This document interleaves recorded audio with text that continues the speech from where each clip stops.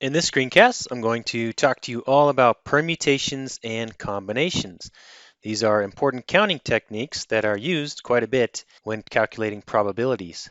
Before we talk about permutations and combinations, I just wanted to explain some simple counting techniques. And to introduce this, I've got a simple example. You have a wardrobe that consists of 5 pairs of pants, 3 shirts, 10 pairs of shoes, and 4 hats. How many different possible outfits can you assemble? The first step to this is to kind of recognize this as 4 different steps or processes. And if you've got something like this, the total number of options would be the total number of options in step 1 times the number of options in step 2 times ... times all the way up to, if you have k, different steps. So in this case, the total number of possible outfits that you could assemble would be 5 pairs of pants times, we multiply 3 shirts because each pair of pants can be worn with each shirt, so that would be 15. Each of those options can be worn with each of the 10 different pairs of shoes, and so on. And so we just take the product of those 4 different numbers and we get 600 different possible outfits. So a lot of times in statistics, you'll have to recognize counting techniques like this in order to get the total number of different possibilities.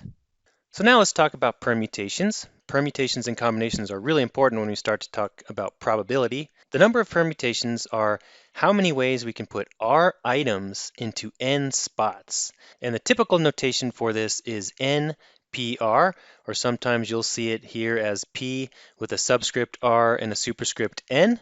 Let's just say we have some set here of n items, and we want to take a smaller subset. So we're taking a chunk out of their R, and R obviously has to be less than or equal to n. What we're trying to do is determine how many different ways can you put those n discrete items into R spaces. As an example, let's just say we had n equals 5, so we have 5 items, and we want to put it into 3 spots, so R would equal 3. And if order matters, then we're going to call this a permutation. This is known as a permutation. And let's just take a look at if we had the letters A, B, C, D, and E, and we want to put that into these 3 spots. So obviously we could have A, B, C, that would be a permutation.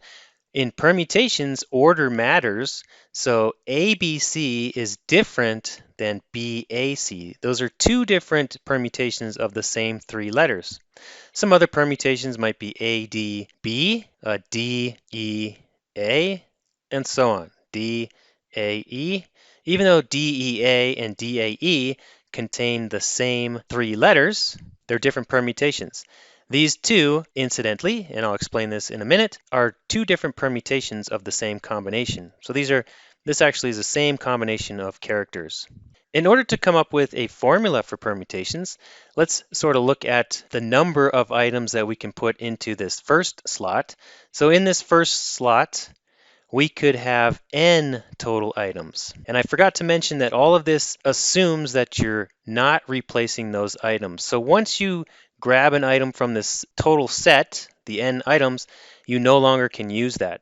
The first option, we have n items. Once we have used up that n item, for the next selection, we now have n minus 1 items. All right, and this goes back to what I showed at the beginning of the screencast, where we have counting techniques. You multiply. So each of those n items can be used with n minus 1 items for the second slot. If we have a third step here, we now have n minus 2 items that we can choose from.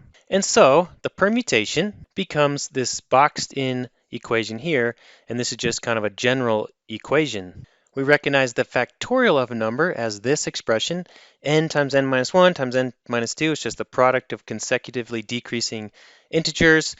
And we go all the way down until we multiply by 2 and then 1. The key here is to recognize that this portion right here is the same as what I derived earlier, and that's NPR.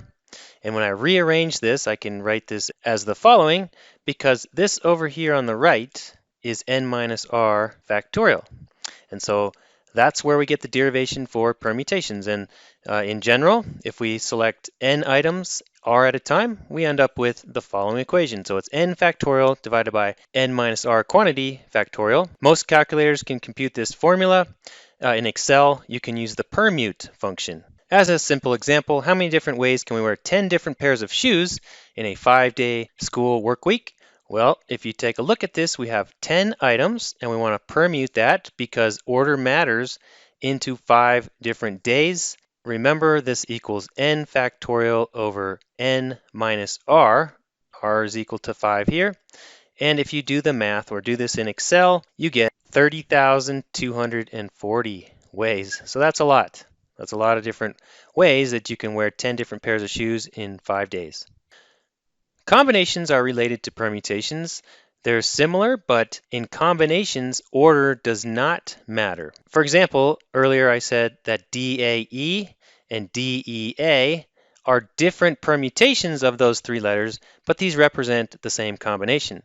Some other permutations of this same combination of letters would be EAD and EDA, and then there are actually 2 more.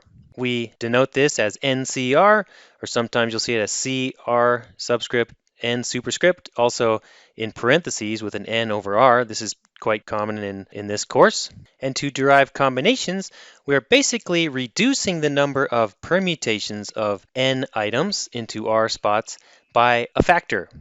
And let's just take a look at the 6 permutations of the letters A, B, and C. It turns out that these 6 permutations are the same combination. So in this case, when R equals 3, the number of combinations in this case is equal to the number of permutations divided by, we have 6 here. In general, we need to come up with an expression for getting 6.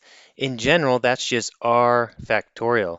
So if R were equal to 4, in order to get the number of combinations when R equals 4, we're just going to take the number of permutations when R equals 4 and we're going to divide by 4 factorial, which is 24. Assimilating all of this, we get the formula here for the number of combinations. It's essentially the number of permutations divided by R factorial. And most calculators can compute this formula. In Excel, you can use the combin function. Real quick, let's do an example. There are 5 M&Ms on the table. All are different colors. How many combinations, color-wise, of those 2 M&Ms can we assemble? Well, n equals 5. We're going to choose 2. So this is 5 choose 2, and that's equal to 5 factorial divided by 5 minus 2 factorial times 2 factorial. 5 factorial is 120. 3 factorial is 6. 2 factorial is 2. So we end up with 10. There are 10 different ways to do that. Finally, let's talk about permutations of similar objects. Maybe we have a set of n total items of 9 here. We have 3 letters of A, 2 B letters, and 4 C's. And all the A's are identical, the B's are identical, and the C's are identical. We have K equals 3 different groups. We have our n total items subdivided into groups where n1 equals 3, n2 equals 2, and n3 equals 4. It turns out that in order to calculate the total number of permutations of these similar objects, you can calculate that by n factorial. In our example, that was 9, dividing by the product of all the factorials of each of the numbers in each of those groups. So in our case, we get 9 factorial over 3 factorial divided by 2 factorial divided by 4 factorial, and that's 1260. By the way, if you're working in Excel, you can always use the fact function of a number to calculate the factorial. Hopefully you learned a little bit more about counting, permutations, and combinations in this screencast.